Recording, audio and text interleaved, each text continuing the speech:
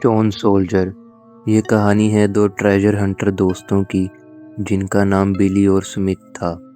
हाल ही में उन दोनों ने एक बड़ा हाथ मारा था, पर राजा को जब इसका पता चलता है तो राजा ने वो खजाना उनसे छीन लिया और उन दोनों पर विश्वासघात का आरोप लगाकर उन्हें राज्य से बाहर निकाल दिया। उन दोनों को इस बात पर बहुत गुस्सा आया था। वो राजा से बदला लेना चाहते थे। उन दोनों ने 13 दिनों में एक सुरंग बनाई। वो सुरंग सीधा राजा के खजाने वाले कमरे के पास पहुंचती थी। फिर वो राज्य में यह अफवाह फैला देते हैं कि दूसरे देश के राजा हमारे राज्य पर हमला करने आ रहे हैं। पूरे राज्य में शोर मच जाता है और यह बात राजा तक भी पहुंच जाती है। राजा जल्दी से सेना तैयार कर सभी सैनिकों को लेकर युद्ध भूमि की ओर चल पड़ता है।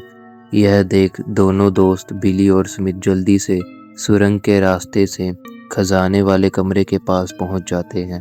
दरवाजे का ताला तोड़ वो दोनों खजाना चुराने लगते हैं। स्मिथ कहता है कि जल्दी कर वरना कोई आ जाएगा। उन्हें किसी की आवाज़ आती है। वो दोनों जल्दी से वहां से भागते हैं। वो सुरंग से बाहर निकल जंगल की ओर भागते हैं और एक गुफा में छिप जाते हैं। उस गुफा में पहले से ही लुटेरे छुपे होते हैं। वो बिली और सुमित को पकड़ लेते हैं। लुटेरे का मुखिया इतना खजाना देख बहुत हैरान होता है। वो उन दोनों से पूछता है कि वो इतना खजाना कहाँ से लेके आए हैं। बिली और सुमित उन लुटेरों को सारी बात बताते हैं। मुखिया को उनकी बहादुरी और चालाकी देख बहुत खुशी होती है। वो दोनों मुखिया को काम के आदमी लगते हैं। इस वजह से मुखिया उनकी जान को बख्श देता है, पर बदले में उनसे एक सौदा करता है। मुखिया उन्हें एक गुप्त खजाने के बारे में बताता है। वो कहता है कि यहाँ से कुछ दूरी पर एक कब्रिस्तान है और उस कब्रिस्तान के नीचे एक गुफा है। वो गुफा पूरी तरह खजाने से भरी हुई है, पर उस खजाने की रक्षा दैविक शक्तियाँ करती हैं। बिली कहता है वो खजाना किसका है। मुखिया उसे बताता है ये खजाना इस राज्य के पहले राजा किंग लूथर का था। वो बहुत ही बेरहम राजा था। उस समय किसी भी राजा की राज्य पर हमला करने की हिम्मत नहीं होती थी। उसने बहुत सारे राज्य लूटे, पर एक दिन राजा बहुत बीमार हो गया। उसे अपने खजाने से बहुत प्यार था और वो उसे खोना नहीं चाहता था। इसलिए उसने शैतानी शक्तियों का सहारा। अपने आखिरी समय में उसने एक तंत्र क्रिया की। उसने अपनी सेना में से 100 सिपाही निकाले और उसने अपनी और 100 सिपाहियों की मूर्ति बनवाई और उस गुफा में एक ही वक्त अपने आप को और उन सभी सिपाहियों को मौत के घाट उतार दिया और अपनी और उन सभी सिपाहियों की आत्माओं को मूर्ति में डाल दिया। और तब से राजा और सिपाही उस खजाने की रक्षा करते आ रहे हैं। स्मिथ कहता है कि तुम चाहते हो कि हम वो खजाना तुम्हारे लिए लेकर आए। हाँ, मुखिया उन्हें कहता है कि जितना भी खजाना तुम लेकर आओगे उसमें से 60% तुम्हारा होगा।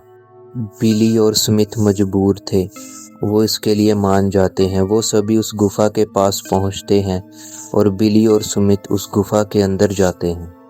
आगे पहुंच रास्ते में उन्हें 3 दरवाजे दिखाई देते हैं। वो पहला दरवाज़ा खोलते हैं। वहां उन्हें पत्थर के सिपाही दिखाई देते हैं। वो उन्हें देख बहुत डर जाते हैं और जल्दी से दरवाज़ा बंद कर देते हैं। वो अगला दरवाज़ा खोलते हैं। वहां उन्हें बहुत सारा खजाना मिलता है। वो जल्दी से उस खजाने को भरने लगते हैं। वो 2 बोरियां पूरी खजाने से भर लेते हैं। वो दोनों कमरे को बंद कर वापस जाने लगते हैं। तभी बिली कहता है कि रुको स्मिथ, तीसरा दरवाज़ा भी एक बार खोल के देख लेते हैं कि इसमें क्या है। स्मिथ उसे मना करता है, पर बिली वापस मुड़ तीसरा दरवाज़ा खोल देता है। वहाँ पर राजा की मूर्ति होती है। उसकी मूर्ति पूरी तरह सोने से ढकी होती है और उसकी एक आंख में हीरा होता है। उस हीरे को देख बिली का मन उसकी तरफ खींचा चला जाता है। वो उस हीरे को निकाल लेता है। तभी गुफा हिलने लगती है और वो जल्दी से गुफा से बाहर आ जाता है। वो और बाकी सब वापस लौट आते हैं। शाम हो जाती है। वो अपनी गुफा में पहुंचते हैं। जैसे ही दोनों बोरियों को खोलते हैं तो उसमें सिर्फ पत्थर और मिट्टी होती है। सभी हैरान हो जाते हैं। मुखिया को ये सब बिली और स्मिथ की कोई चाल लगती है। वो उन दोनों को पकड़ लेता है और उन्हें मारने का आदेश देता है। वो दोनों बार बार कहते हैं कि उन्हें इस बारे में कुछ नहीं पता, तभी उन्हें बहुत सारे पैरों की आवाज़ आने लगती है। वो जैसे ही गुफा के मुंह की तरफ देखते हैं तो उन्हें बहुत सारे लोग आते दिखाई देते हैं।